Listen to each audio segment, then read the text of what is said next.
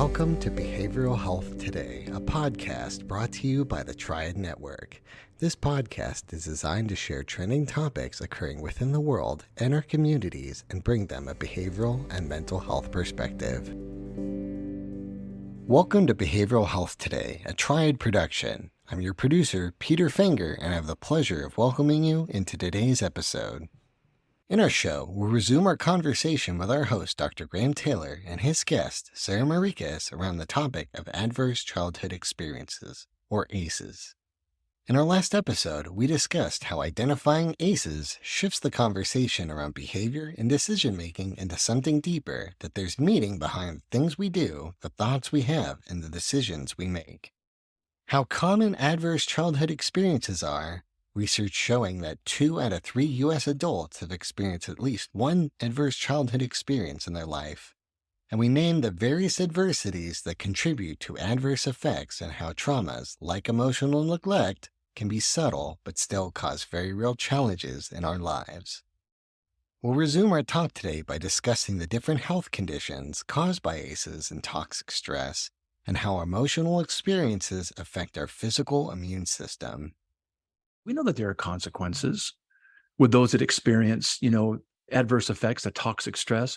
They have difficulty, and cover this with us. They have difficulty at times, maybe forming closer relationships or maybe trouble in their workplace.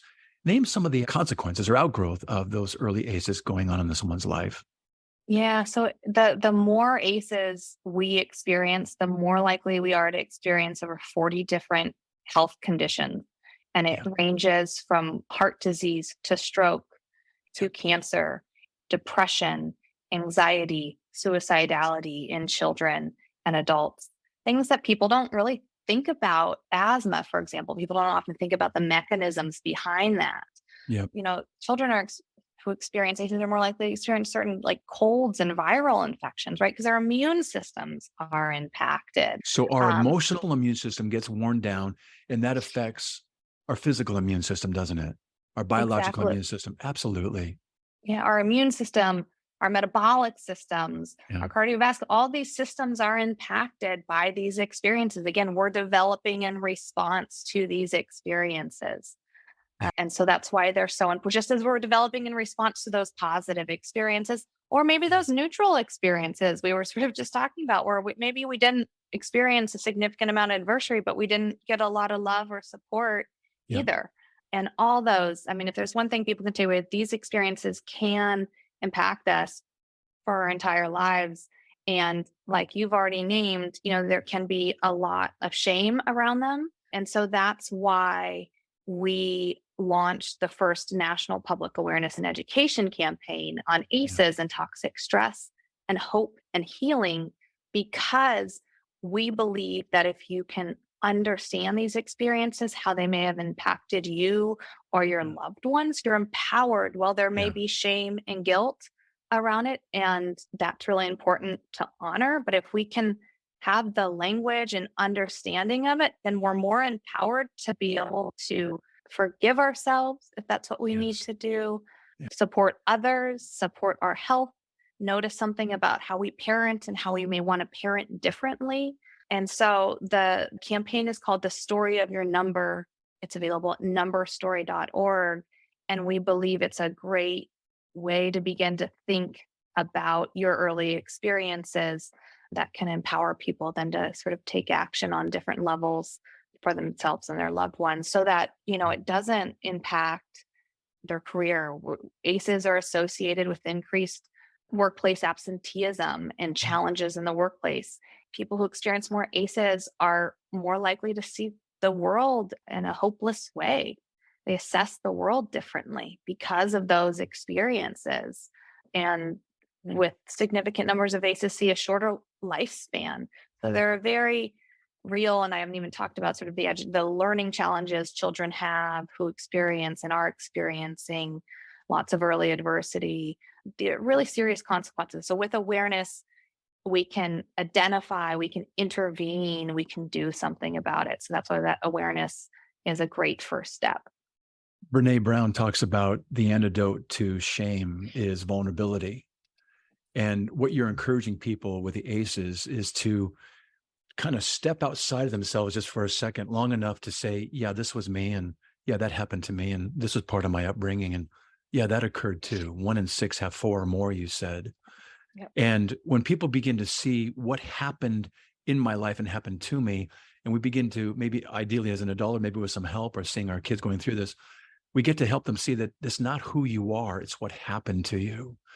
And I think that's the beginning of the uncoupling. So we begin to say, you mean the difficulty I have in getting close to my relationships is not because I'm there's something fundamentally wrong with me, or the trouble I have holding a job, or difficult with my finances, or the depression that I might experience, or my tendency to act out and get angry quickly.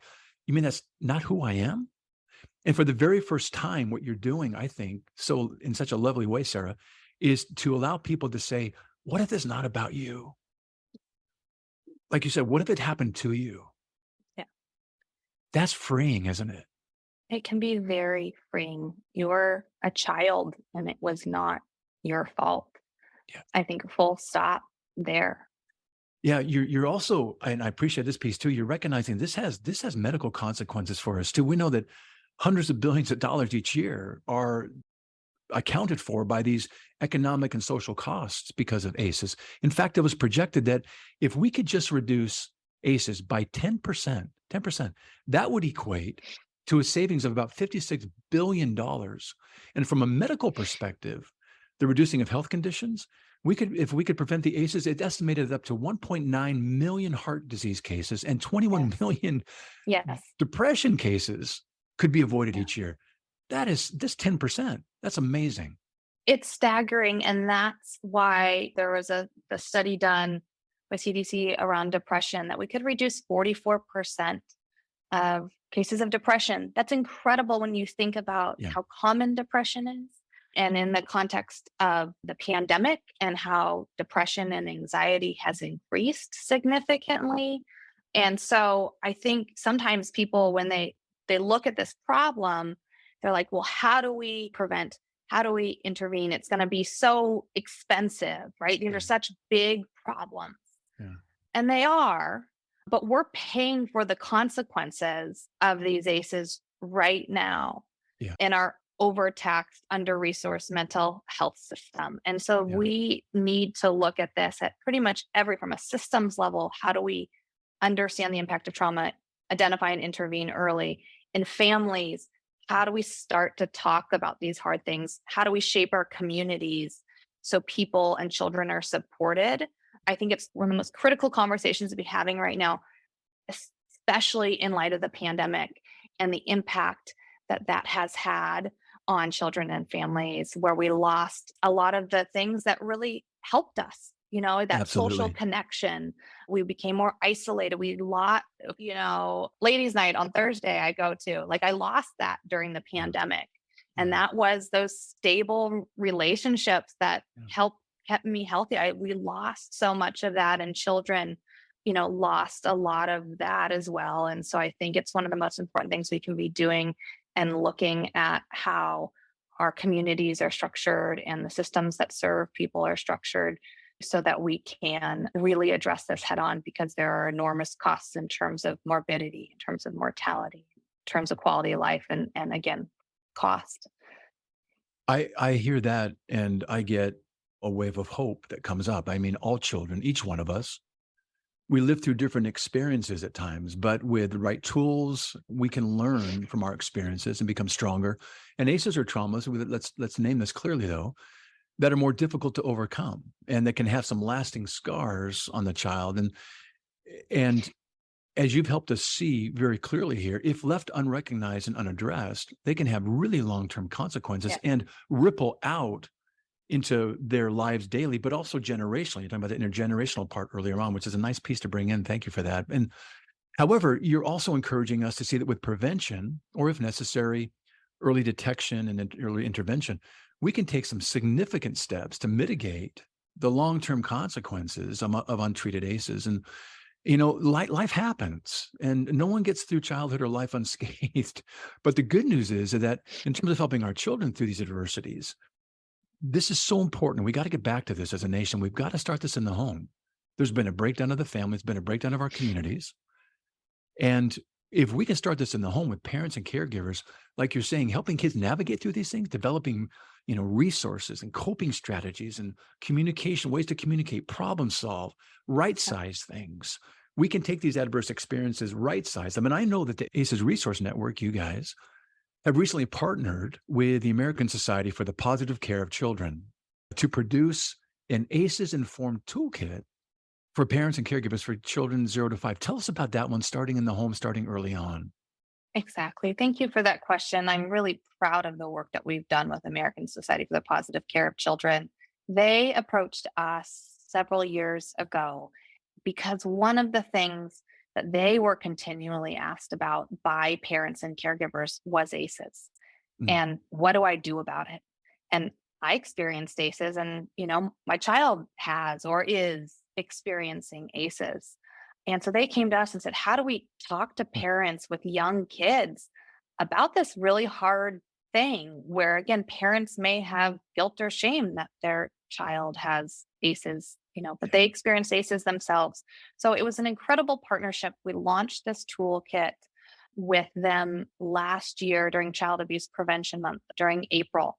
And we said we want to educate and inform parents and caregivers about the impacts, even at a really young age, that the impact of early adversity and stress on infants. Really good. Yes. I mean, infant mental health is a relatively new field for many of people, that these impacts can happen early, but there are things that we can do. Right. And what the ASPCC brought in was positive parenting. How can we, even if we weren't modeled positive parenting, how can we do that for our kids? And how can Hmm. we support our kids through hard things to Hmm. minimize the impact? So I'm really proud of the work.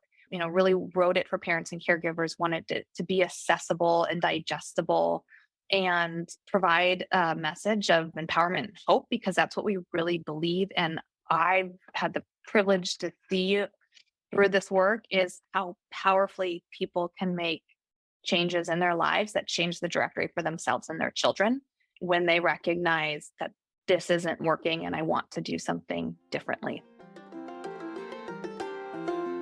We'll be right back after word from our sponsor. Are you preparing for a licensure exam in psychology, social work, marriage and family therapy, counseling, or behavioral analysis? AATBS is here to help.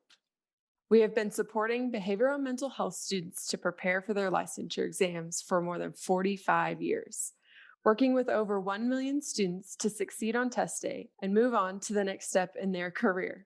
With products ranging from comprehensive courses to quiz banks and delivered live online, self-study online, and in print, AATBS has test prep solutions that meet every student's needs and learning styles.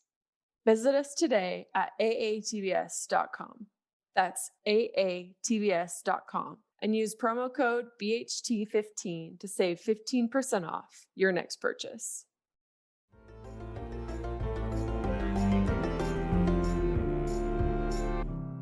Yeah, it's really good. So in many ways, we get to give our kids, those that we work with, maybe something that we didn't have. Now that we know what it is, how to come at it, this toolkit's wonderful. I had a chance to do a little bit of looking at it when I was prepping for the show, and it's really pretty cool. You guys get to be proud of that, because that's really meeting a really wonderful need in a way that equips people, not just say, hey, talk to your kids about this. Well, how do you talk about it? No one ever talked to me. I do what I know, is Yeah. what was done to me, I pass on. And so I do what I know, but maybe maybe I could grow a little bit in that. And that's what you're encouraging here. I so appreciate, what you're sharing with us, and we're going to have you back at some point, but I know just given our time, we're going to need to kind of wind down today. As we do, would you give kind of a takeaway word to our listeners about the benefits of, understanding the very things we're talking about today, one's ACEs or the ACEs of those around us, and to explore this number, to get our number story and to right size it, but as well as appreciate maybe the number story of those around us? Give us kind of a takeaway word from our show today. Yeah. And thank you for the opportunity to do that. I think one of the most powerful things that we can do for ourselves and for others is really to understand how these experiences may have impacted us. And we have lots of tools for people to do that at numberstory.org, ranging from taking the ACEs quiz to lots of other resources. And then once we can better to understand it, We've also provided tools and resources for things that we can do for ourselves that are really important for us, particularly if we've experienced ACEs and toxic stress, like those healthy relationships in adulthood, like movement, like nutrition, like sleep, that are so critical to sort of mitigating the impact of the consequences of ACEs and toxic stress. We have resources. I encourage people, if there's someone that you're thinking about in your life that, may be impacted and maybe is hurting in some ways as a result of these experiences, educating yourself about it, being there, being willing to say something to support that person goes a long, long way. And I've seen again how someone reaching out can make such a difference for a person. And so I think educating yourself so that you feel comfortable to reach out and have whatever conversation you think needs to happen, because we've done a fair amount of research and we see that people want to support others who experience this. And as people understand it more deeply, there's increased empathy. So I just encourage every listener to go to numberstory.org, can follow us on Instagram and Facebook and Twitter at My Number Story. And what we work to do is educate, inform, tell stories of people's healing and resilience and what worked for them, because we believe as the more we hear other people's stories, what supported them in their journeys, something can resonate for us and we can adopt that into our own lives or the lives of our children. That's really good. You also put the links in there that are helpful. We're also going to put those on our site as well. But that's a wonderful takeaway message.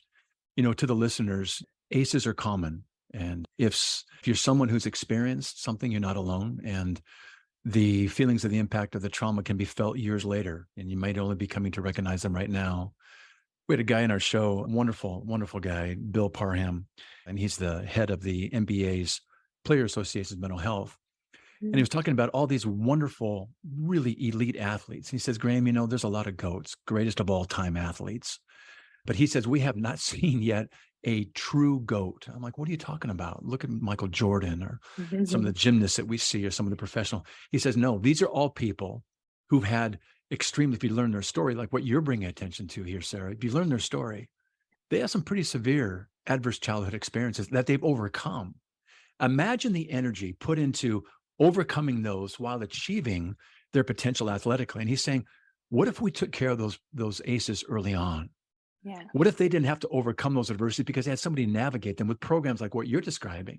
Imagine the release of their potential athletically in this case, without those things having the energy drawn or holding those ACEs back while they reach their fullest God-given gifts athletically. And it was a really eye-opening thing for me. And that's what you're encouraging here. If we can get in early, if parents can have toolkits, if we as educators and those working with folks can understand these and people begin to understand what these ACEs are really about, we can have some very different outcomes. So if you're going through something, folks listening or someone around you, find a trauma-related therapist who can help you through that time. Or if there's some physical effects that you think are linked that you're feeling medically, like Sarah's so nicely pointing out to us, find a healthcare provider and see what some of these things might be driven by in terms of some of the trauma that's gone on in your life. I was going back over Scott Peck's book, The Road Less Traveled. The opening line of his book, the very first sentence is, life is difficult. That's the first sentence of his book. And I love that. And he says, once we truly know that life is difficult, once we truly understand and accept it, then life is no longer difficult, because once it's accepted, the fact is that life is difficult no longer matters because we're overcoming it. But we've got to name these adverse things that happen so we can understand these early on. And Sarah, what I so appreciate about your work in bringing ACEs to our attention the way you are today and letting us know that we don't have to be defined by our number. Instead, with an understanding of it, we get to take control of where our story leads. We can heal, we can have and create corrective emotional experiences in our lives, and we can grow to reach our fullest potential, not dragged down or held down by or defined by the things that happen to us. So all that to say, I so appreciate you being here today. Thank you for being on our show. And it was a wonderful time with you. Thank you so much. It was great. Hey, I also want to thank you, our listeners, for dropping by and joining Sarah and me. It's always great to have you with us. Regarding our episode today, I want to remind you that it and its resources and all of our other episodes can be found on our webpage at triadhq.com/BHT. So check out our webpage, triadhq.com/BHT. and explore our archive of podcasts and other resource materials. Thanks again for being with us on the show, and we'll look forward to having you back with us next time on Behavioral Health Today. We appreciate all the support from our community, and if you like our show, one of the best ways you can support it is by giving us a 5-star rating and leaving a review. Behavioral Health Today is a podcast part of the Tribe Network, all rights reserved.